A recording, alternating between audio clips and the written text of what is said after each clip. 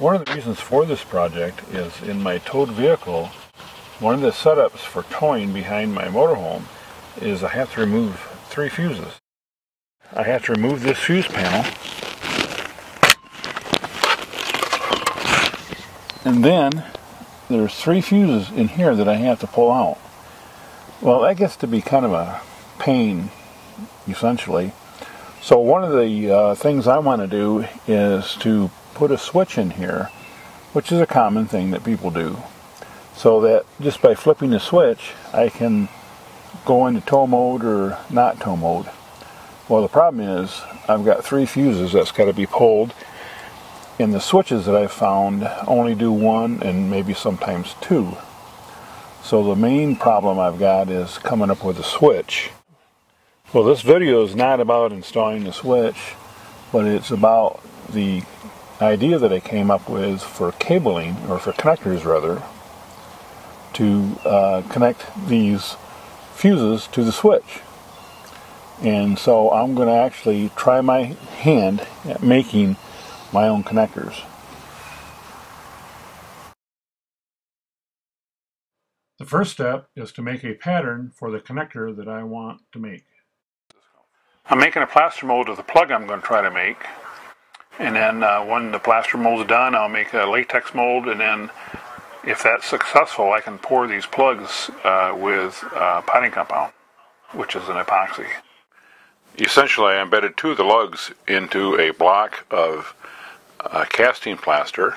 It's a special plaster designed for making casts of potteries and things, and so it's a lot stiffer than regular plaster of Paris. And now that it's dry, I'm going to try to whittle out, basically using a Dremel tool and a knife, whittle out a plug that would accommodate the ATM type fuses. Well, I've machined this as much as I can, this connector, and I think it might show some promise here. And so the next step is to make a mold, and then see if I can make a real connector out of it. Making the mold. So then I bought some silicone mold making material and set this in a cup and poured the mold around it. Waited a few hours, and now I have a mold of this plug. And finally, making the connector. Then the next step is to just take these same connectors, connect them to wires, and push them in there, and then I can pour some potting compound, which basically is epoxy, in here. Well, now when I did, now I have 3 of these wires, and you can see the tool marks from when I used the knife on here, but that's okay. These work out great. These came out perfect. I mean, I just like this.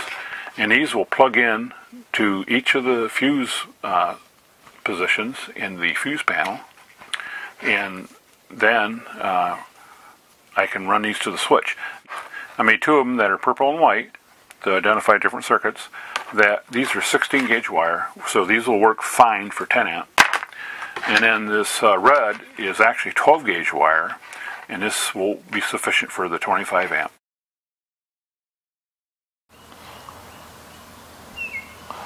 So in conclusion, here's one of the connectors that I built, and it's replacing the fuse. Now this connector can be pulled out just like a fuse, and it's got 2 ends to it like a fuse would have, and it plugs right in like that. Now this potting compound that this is made of is actually designed for electronics, so it has all the insulating properties that a connector should have, as well as the anti-static properties and so on and so forth. So it's actually an epoxy that is specially formulated for use in electronic equipment, for encapsulating electronic equipment, and that's where the term potting comes from.